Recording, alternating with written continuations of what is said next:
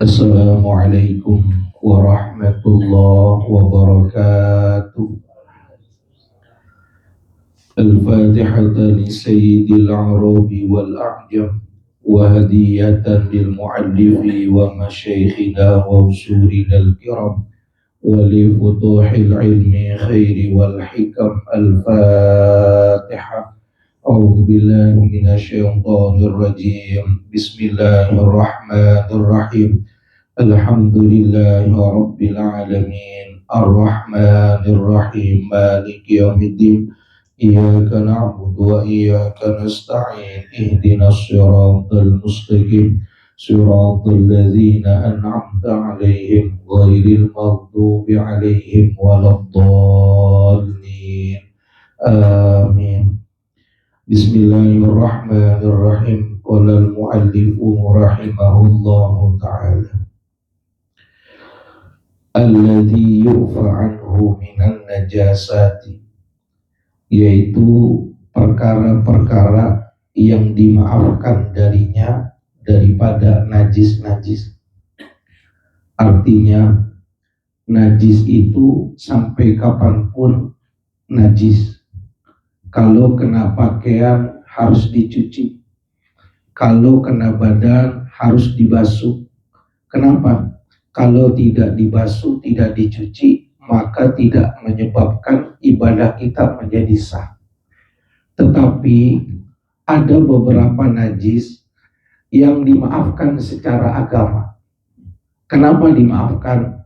Karena dianggap sukar untuk dihindari. Islam itu mempermudah, tidak mempersulit. Yasiru wala tu'asir. Permudahlah oleh kalian, jangan dipersulit. Sehingga Islam hal-hal yang sulit untuk dijaga maka didapatkan rukhsah, didapatkan keringanan.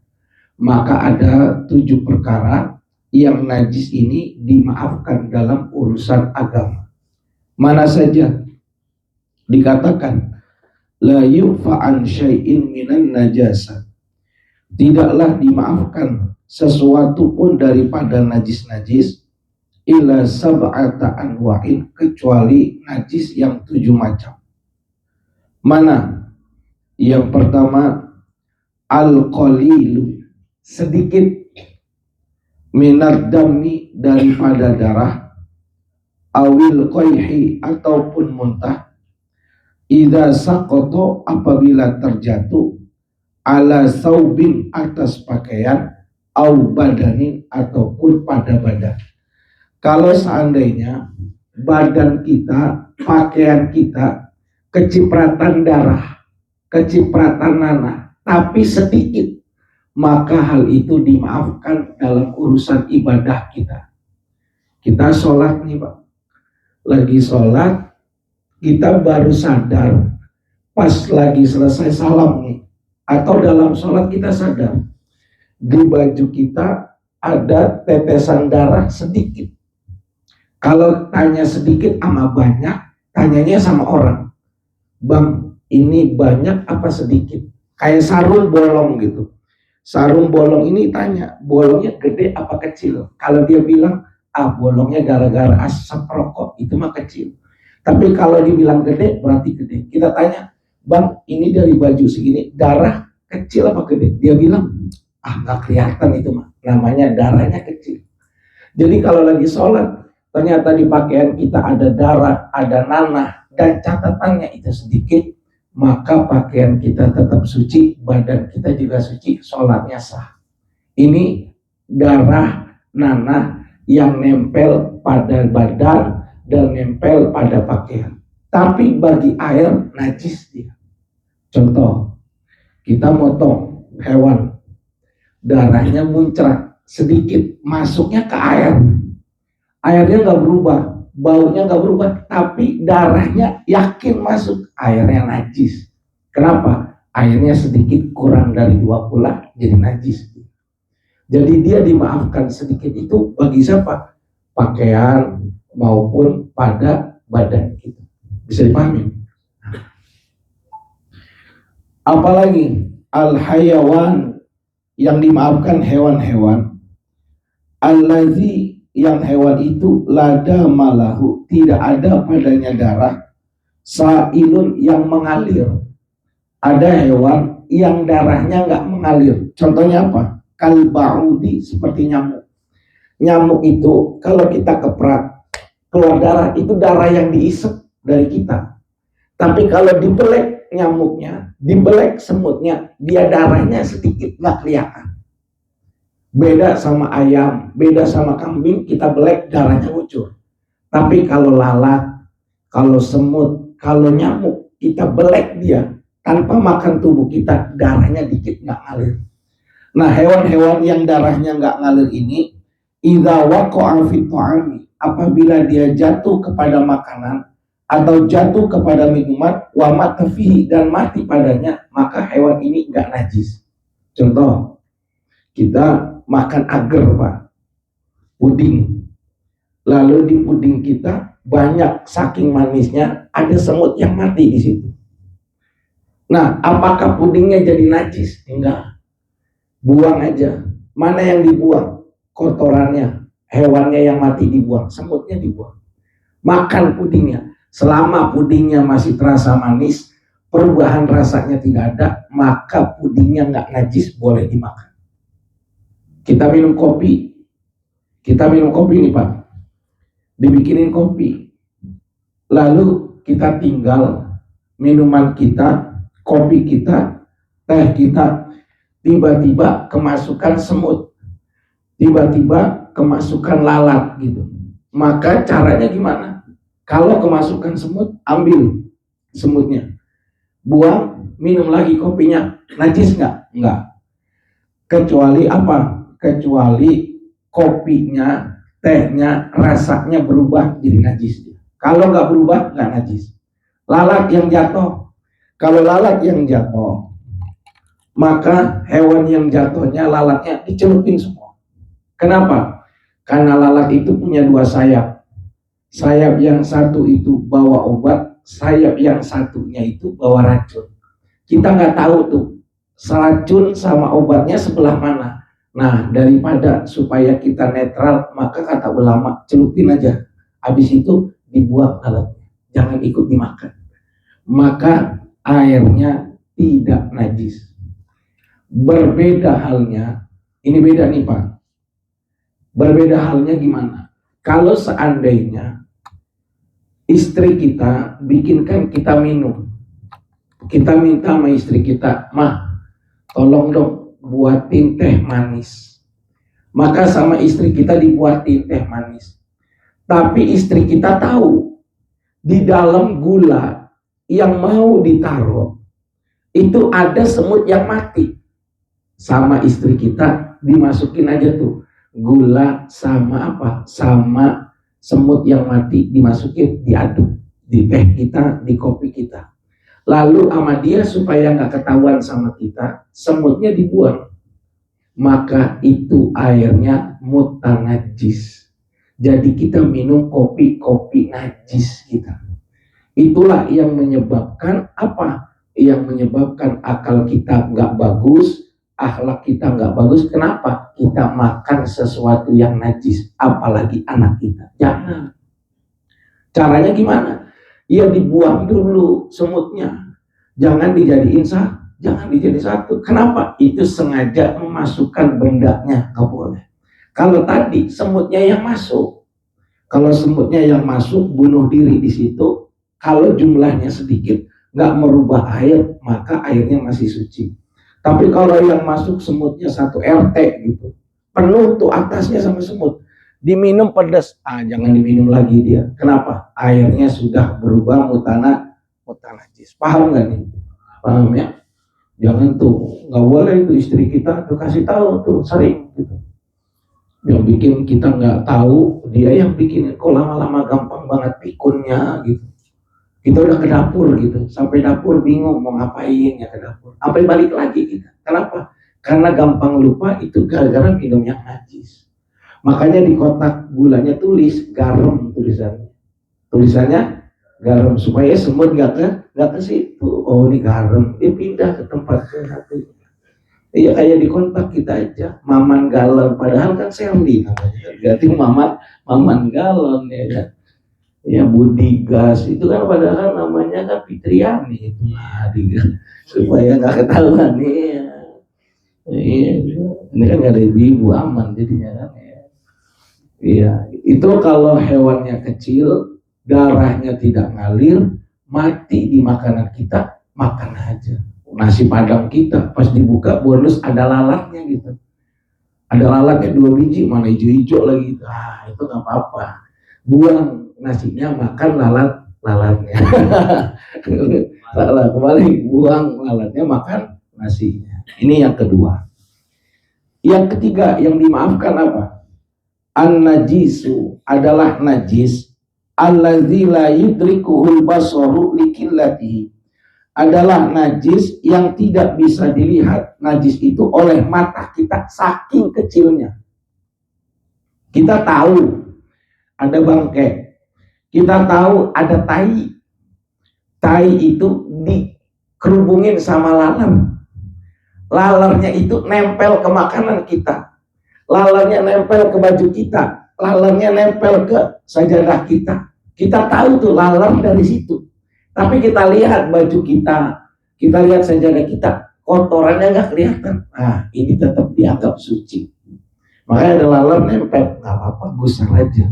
Walaupun tuh laler habis ngerubungin bangke, habis ngerubungin tai. Kenapa? Saking kecilnya nggak kelihatan.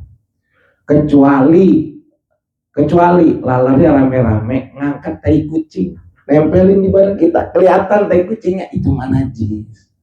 Tapi kalau kecil, kaki lalat yang nempel, kata agama Islam itu nggak kelihatan, nggak apa-apa. Termasuk kalau dia minum di air kita, itu lalat habis makan bangke, cari air minum, minumnya di teh kita, teh tawar kita, dia minum di situ tuh. Kalau minum kan dia nggak mulut doang, kakinya ikut nempel. Karena kita nggak kelihatan najisnya, kecilnya dianggapnya dimaafkan. Mana lagi nih yang keempat sering nih, atinun, tanah, at-tariqin najisi, dari jalan yang gampang terkena najis. Kalau dulu zaman kita kecil, jalanannya itu bareng sama jalanan hewan, tanahnya tanah merah, tapi yang lewat di situ bukan cuma orang, delman lewat, sapi lewat, kebo lewat, sehingga apa? Kadang kagak ditampanin tuh, tai kambing jatuh, tai kebo jatuh, tai kuda jatuh di jalanan itu, baur jadi satu sama tanah. Debunya kita nggak bisa nahan. Kalau debu yang kecampur begitu, kata agama dimaafin. Kenapa? Karena sukar untuk mencari jalan yang bebas dari najis. Sama seperti Bapak kalau melihat genangan air, apakah genangan air itu najis apa enggak? Lihat dulu genangan airnya di mana. Kalau genangan airnya di jalanan, di aspal ada air, kecipratan, nggak najis. Kenapa? Itu genangan air hujan. Tapi kalau genangan airnya itu keluar dari selokan, keluar daripada tempat-tempat air pembuangan, sehingga airnya warna hitam, kena celana, ya najis. Makanya kalau masuk habis hujan-hujanan, lewatnya mana? Lewatnya gorong-gorong. Iya, sebelum masuk rumah dibasuh dulu kakinya. Kenapa? Najis. Yang nggak najis mana? Yang di tengah jalan, yang di aspal, yang airnya ngembeng. Itu enggak. Kenapa? Enggak terindikasi kena sama campuran air-air dari kali. Nah, ini dianggapnya najis kalau yang keluar dari gorong-gorong, yang keluar dari tempat-tempat pembuangan air. Kenapa? Bercampur sama kencing, bercampur sama tai. Begitu juga luberan dari kali yang udah dipakai buat pembuangan. Nah, itu najis. Cirinya apa sih? Gampang, airnya hitam. Kalau udah hitam tuh gak usah pakai dicari, ada tainya apa enggak, udah pasti najis dia. Oh, ini mah hitam doang, enggak, najis dia. Tapi kalau air yang genang di jalan, kita mau masuk kantor, di konbloknya ada air karena ngembeng, itu masih dianggap tidak najis, cuma kotor, tidak najis. Beda yang dekat dengan air pembuangan daripada kali yang kecil. Nah, ini najis airnya. Yang kelima, mana lagi? Nih, damud damamil, darah bisul, min nafsi syakhsi, daripada diri seseorang, wa in kasura, sekalipun darahnya banyak, bi ghairi fi'lihi, dengan tanpa dibuat dengan tangannya.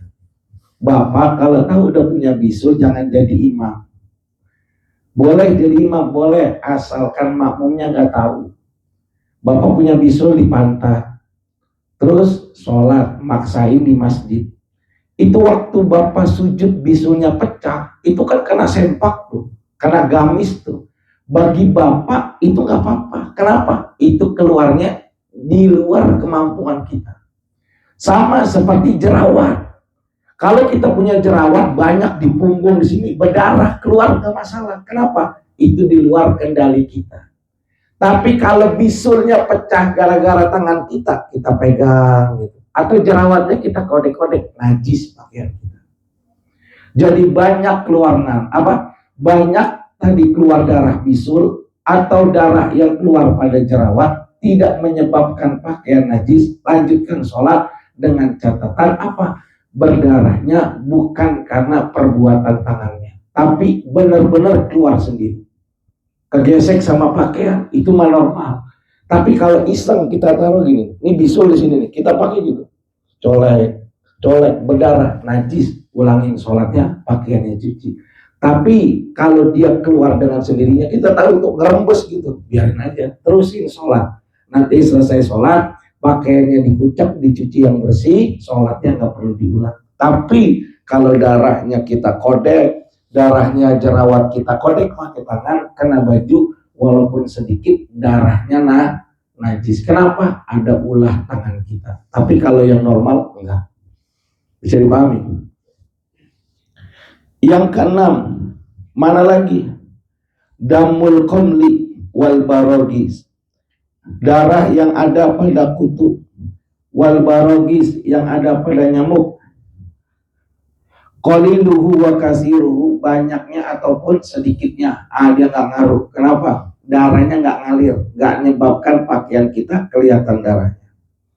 Yang keenam, jami'u ma yashukku, segala sesuatu najis yang sangat sulit ihtirazu anhu ghaliban, untuk kita bisa menghindarinya. Sama tuh tadi yang di jalanan yang terindikasi, wah ini Pak ada bakaran ini nih Pak, ada bakaran najis nih Pak, ada bakaran ini Pak, kita nggak bisa lagi kecuali lewat situ, maka hal itu dianggap dimaafkan oleh agama. Ini adalah 7 macam najis yang dimaafkan oleh agama kita. Aqsamun najasati, adapun macam-macam najis secara klasifikasinya. Dan qasimun najasatu, maka terbagi najis itu ila salasati aqsamin, kepada 3 macam. Mana macam yang pertama? Mukhaffafatun, adalah yang disebut dengan najis mukhaffafah. Apa itu najis mukhaffafah? Najis ringan, najis yang kecil. Kenapa dianggap ringan? Karena cara menghilangkannya lebih mudah daripada 2 najis lainnya. Kapan terjadinya najis mukhaffafah? Maka terjadinya kepada 4 keadaan. Mana? Pertama, wahia baulun, yang dinamakan najis mukhaffafah itu baulun adalah air kencing. Air kencing. Kalau tai itu nggak mukhaffafah, mutawassithah. Yang mukhaffafah ciri pertamanya adalah air kencing. Air kencing siapa? Baulus sobiyi, adalah air kencing anak laki-laki yang baru lahir. Kalau anak kecilnya itu perempuan, walaupun dia baru lahir, maka kencingnya itu najisnya najis mutawassithah. Sama dia kencing anak kecil tadi yang perempuan, sama kencing nenek-nenek hukumnya sama, mutawassithah. Tapi kalau bayi anak laki-laki ini kencingnya mukhafafah, beda sama anak laki-laki yang sudah dewasa. Catatannya apa laki-lakinya? Allazi lam yablugh haulaini, yang laki-laki itu belum sampai kepada umur 2 tahun. Masih di bawah 2 tahun. Yang keempat apa? Walam yataghazza bi ghairil labanin, dan dia belum minum apa-apa makanan yang bergizi kecuali hanya air susu ibunya. Nah, yang dimaksud dengan air susu itu dua. Boleh dikatakan air susu itu adalah air yang keluar dari punting ibunya, atau seandainya ibunya nggak menyusukan, tidak ada orang yang menyusukan, lalu dia minumnya dari susu kaleng, maka bayi itu masih dianggap bayi yang menyusu dari air susu itu aja. Jadi kalau ibunya nggak nyusuin, dia minumnya bebelak selama 2 tahun, nggak makan apapun itu kecuali bebelak saja, maka air kencingnya masih air kencing mukhafafah, air kencingnya air kencing ringan. Paham Bapak? Kecuali 2 hal Pak. Selain air susu, ada lagi yang dikategorikan apabila masuk ke dalam perut bayi laki-laki yang belum 2 tahun, maka tidak dianggap mempengaruhi najisnya. Mana? Yang pertama adalah makanan bayi yang ditahnik oleh ulama atau kiai.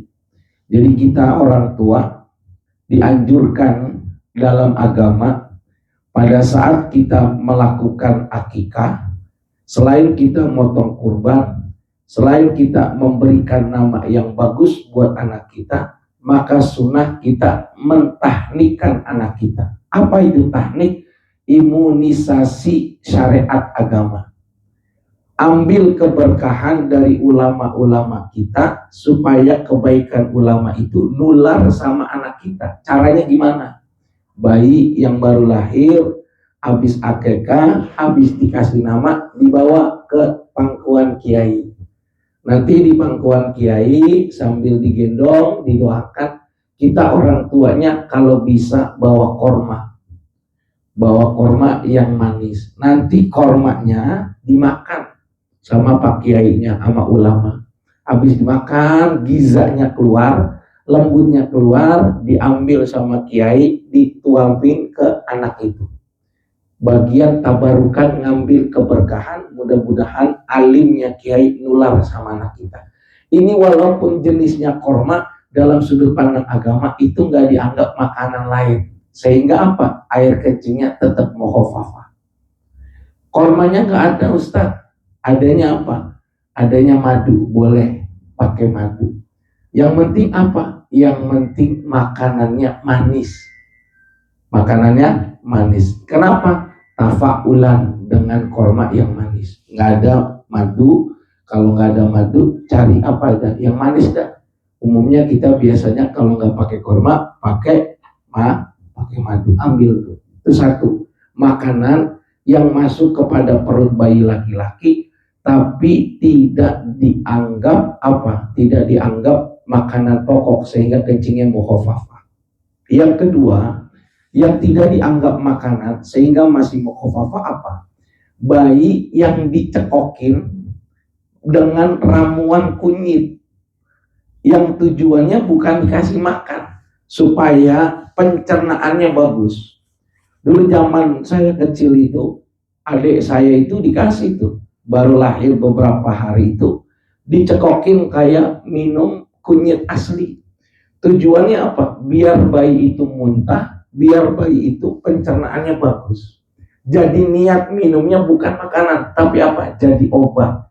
Maka bayi ini masih dianggap kencingnya mukhafafah. Kenapa? 2 hal tadi, tahnik daripada kiai dengan korma ataupun madu, dengan air kunyit yang dimasukkan, itu tujuannya bukan memberi makan gizi, tapi apa? Tabarukan dan untuk pengobatan. Maka kencingnya anak kecil laki-laki masih mukhafafah. Kenapa kencing laki-laki itu mukhafafah? Karena kata ulama, mau laki-laki mau perempuan, kalau sudah menikah, kalau dia boleh jawab jujur dalam hati, pertama mereka itu pasti kepengen punya anaknya laki-laki. Kenapa? Bukan cuma tanggung jawabnya yang besar sebagai pimpinan, enggak. Ada naluri kepengennya laki-laki. Kenapa? Kalau perempuan cepet tuanya udah beda. Kenapa? Umur 20 udah ada yang lamar. Tapi kalau laki-laki belum siap, sampai 38 juga belum kawin. Bahkan pun dipaksa baru kawin. Banyak orang demennya sama laki-laki. Bahkan perempuan sendiri pengen punya anak pertama laki-laki. Gara-gara keinginan laki-laki itu kuat, laki-laki itu dikasih tenaga sama Tuhan itu besar. Sehingga apa? Laki-laki, bayi laki-laki minum susu ibunya itu lebih banyak daripada air susu yang diminum anak perempuan. Lihat gak ibu-ibu yang hamil, itu waktu hamil anak laki-laki makannya lebih banyak daripada waktu hamil anak perempuan. Kenapa? Nyusu mulu. Kadang anaknya udah selesai, bapaknya ikut nyusu, lebih makan lagi, lebih banyak lagi makan. Bapaknya nggak tahu diri, kadang-kadang gantian. Itu bayi laki-laki makannya lebih banyak daripada makan perempuan. Sehingga apa? Sehingga kencing anak laki-laki lebih sering daripada kencingnya anak perempuan. Karena sering itulah agama mempermudah, daripada najisnya ini, najisnya mutawasitoh, maka dianggapnya najisnya mukhafafah, ringan. Kenapa? Kencing mulu sehari bisa 5 kali. Kasihan emaknya kalau air beli jadi kebanyakan, dianggapnya mukhafafah. Itu agama melihat gara-gara sulit banyak yang kencing, maka najisnya diringankan sama Allah. Bahkan pernah kejadian ada bayi lahir 2. Ini untuk membedakan karakter laki-laki sama perempuan gitu. Ada bayi 2. Dulu bayi kalau baru lahir itu ditandai. Tangan kanannya pakai gelang supaya ada nama bayinya, ada nama orang tuanya, atau minimal nama orang tuanya. Orang karakternya pengen punya anaknya itu laki-laki, pengen karakternya laki-laki. Tapi ada 2 bayi yang lahir, yang satu laki-laki, satu perempuan. Satu laki-laki, satu perempuan. Dan ibu-ibu yang melahirkan, dua-duanya pengen anaknya laki-laki. Dia nggak dikasih tahu nih, lahirnya perempuan, lahir laki enggak. Dia kasih tahu dia lahiran belum. Dia pingsan dua-duanya. Waktu penentuan orang tuanya yang mana, dua-duanya berebutan bayi yang laki. Oh ini anak saya, mirip saya. Oh enggak, ini anak saya yang lahirin. Gara-gara enggak ada gelang. Itu gelang di bayi itu buat nandain anak siapa, biar enggak ketukar. Maka tanya sama ulama di Mesir, tanya, waduh repot Pak, ini bukan dibelah bayinya, bukan. Karena memang dua-duanya enggak tahu mana anaknya. Maka kata ulama, gampang bedainnya. Kamu periksa ibunya, mana di antara ibu itu yang air susunya lebih banyak. Kalau air susunya lebih banyak, maka itu ibu daripada anak bayi yang laki. Saking apa? Allah udah nyiptain rizki bagi bayi anak laki-laki, pasti jatahnya lebih banyak. Dari mana Kiai ditanya? Dasarnya dari mana Kiai? Kok itu tahu? Gampang. Dari Al-Quran. Apa? Lizakari mislu hadzil unsayain. Jatah laki-laki itu 2 kali lipat daripada jatah para perempuan. Sehingga air susunya pasti lebih banyak. Maka dicek, yang lebih banyak itu ibu daripada bayi laki-laki. Nah nanti diajarkan kita bagaimana caranya membersihkan najis yang mukhafafah, bagaimana caranya membersihkan najis mutawassithah, dan bagaimana membersihkan najis mughalladhah. Saya kira cukup sekian. Insyaallah pada pertemuan yang akan datang akan kita bahas tentang 3 najis ini secara sempurna, begitu pula bagaimana cara membersihkannya. Mohon maaf nih suaranya lagi berat banget ini, banyakan makan anggur jadi suaranya serak. Barangkali ada yang mau dipertanyakan terkait masalah najis atau di lainnya, saya persilahkan. Ya silakan. Misalkan ada kue nih. Kue. Misalkan apa nginep semalam gitu ya. itu banyak semut tuh. Kan kalau yang ini kita bersihin tuh ketahuan. Kalau misalkan ada di dalam yang hidup gitu, misalkan gitu kan kemakan. Kemakan sama kita. Semut gitu hidup. Iya. Tadi gini ya, jijik. Itu mau kalau CRT dimakan. Jijik itu bukan aspek hukum Pak ya. Kotor itu bukan aspek hukum, tapi estetika. Itu dulu pertama. Jadi kalau di Mekah itu, kalau sudah waktunya sholat, kuli bangunan, sholatnya pakai bajunya aja. Walaupun kotor, itu bukan berarti najis. Tapi najis otomatis kotor. Kalau tadi aspek kue bolu, itu mah bukan di kulkas. Kalau di kulkas jarang masuk semut, di kardus biasanya. Dapat kue tahlil nggak dimakan tuh. Nah, itu aspeknya nggak apa-apa dibuangin. Ibarat kata gini, yang dibuang sama yang dimakan banyak yang dibuang gitu. Kalau bapak mau makan nggak apa-apa. Sekarang udah diteliti Pak, udah diteliti kita makan, tiba-tiba ternyata dalamnya masih ada semut. Mafu dia nggak apa-apa. Kenapa? Kalau kita tahu dia nggak bakal kita makan, gara-gara nggak kelihatan kemakan. Cuma kalau udah terasa nih semutnya dibuang Pak, jangan ikut itu main pedas-pedas dikit. Jadi ihtiras dalam Islam, sesuatu yang sukar untuk dibersihkan itu dimaafkan. Kayak pakaian Pak, kena tai Pak. Istri kita males. Itu tai kuning bayi itu, kalau nggak dibersihin langsung, hilangnya susah. Sekarang udah berusaha ngilangin, nggak bisa hilang, masih ada bekas kuning-kuningnya. Asal udah dicuci, udah diusahain hilang, nggak hilang, dimaafin. Itu Islam. Kita nggak niat makan semut, semutnya ikut kemakan, nggak apa-apa, dimaafin. Jangan diulangin lagi aja. Enak juga ya semutnya diambil, nggak boleh. Pedas kagak ada cabai, ngambil aja semutnya gitu.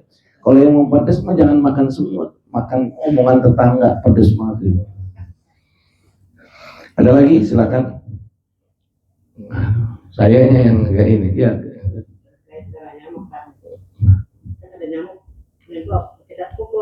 Berdarah, najis. Karena semutnya itu matinya gara-gara kita tepak. Nyamuknya, iya. Aslinya yang kita tepak itu darahnya itu bukan darahnya dia, darah kita yang kena. Gitu. Jadi kalau dianya nempel sama kita bawa darah itu ya nggak kenapa. Tapi kalau yang kita tepakinya itu yang berdarah, ampun. Karena yang dimaafkan itu darah yang sedikit, nanah yang sedikit, bukan perbuatan kita. Yang boleh banyak itu kalau apa? Kalau memang keluar dengan sendiri, sedikit nggak boleh. Jangan, jadi diemin aja. Ini semua begini-gini. Nanti ada lagi yang sukar ihtiras itu apa? Tai burung di Mekah, tai burung darah itu sukar untuk dihindari itu. Maka gimana kita sholatnya? Kalau seandainya tai burungnya di sono, kita sholatnya di sini boleh, boleh. Kalau dalam keadaan darurat. Tapi kalau di tanah kita sekarang, usahain kayak bapak di kantor punya ini sajadah. Ini sajadah ini buat nolongin kita. Kalau seandainya najisnya di sini, bapak sholatnya di ujung sono, itu masih dianggap nggak sah Pak. Kenapa? Karpet ini masih nyambung sama Allah. Nggak sah. Gimana supaya caranya sah? Sholatnya ini pakai sajadah begini. Nah, maka kita sholatnya di atas sajadah, dianggapnya nggak di atas ini, tapi sholatnya di atas sajadah. Logikanya gimana? Kita nggak boleh sholat dalam sepiteng, boleh nggak dalam sepiteng sholat? Nggak boleh. Tapi kalau sepitengnya ditutup, sholat di atas sepiteng boleh nggak? Boleh nggak? Boleh, karena najisnya di bawah. Begitu pula kalau seandainya, kan kita Nabi ngajarin, Bapak kalau nggak mau kena santet, salah satunya sholat 2 rakaat.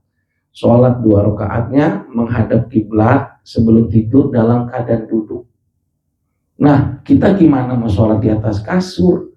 Kalau kasur kita banyak kena kencing anak kita, maka caranya sprayin. Jangan sholat di atas kasur, tapi dikasih spray, dianggapnya kita sholat di atas spray. Udah sholat, dianggapnya suci. Nanti kotor, spraynya yang dicuci. Kasurnya yang kena najis, besok diajarin, cukup bilang aja. Kalau langsung semprot siram ya paling berapa tahun pernya jebol, hancur. Enggak begitu. Caranya yang penting jangan sampai najis yang ada di sini kena sama kita. Makanya perlu kita pahami. Anak bayi itu, bayi kencing cerot gitu, kencingnya di sini lagi nih, sekarpet ini nih, karpet baru lagi. Nah, nanti cara bersihnya gimana? Kita kudu paham. Makanya besok kalau enakan suara kita lebih jelasin, kita lebih paham.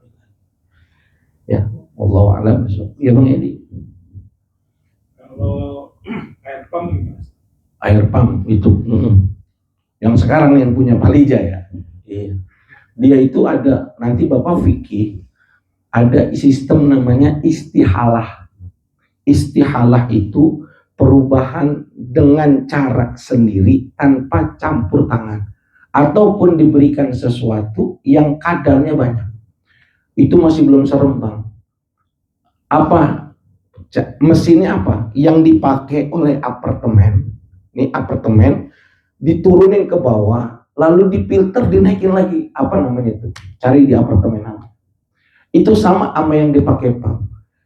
Air itu kalau satu doang punya Pak Haji Fauzan, itu sedikit najis terus. Tapi kalau air najis dikumpulkan lebih, volumenya lebih dari 2 kula, lebih dari 214, itu kemungkinan jadi sucinya bisa. Bisa jadi sucinya dalam fikih kita itu dengan diberikan air yang banyak sehingga kadar najis hilang, atau didiemin saja. Tetapi dalam teknologi sekarang boleh dicampur apa sehingga apa najisnya hilang. Nggak masalah. Kenapa? Karena kadarnya di atas 20. Sehingga mereka itu menggantinya itu memutarnya itu di atas 20. Makanya dikumpulinnya satu gedung.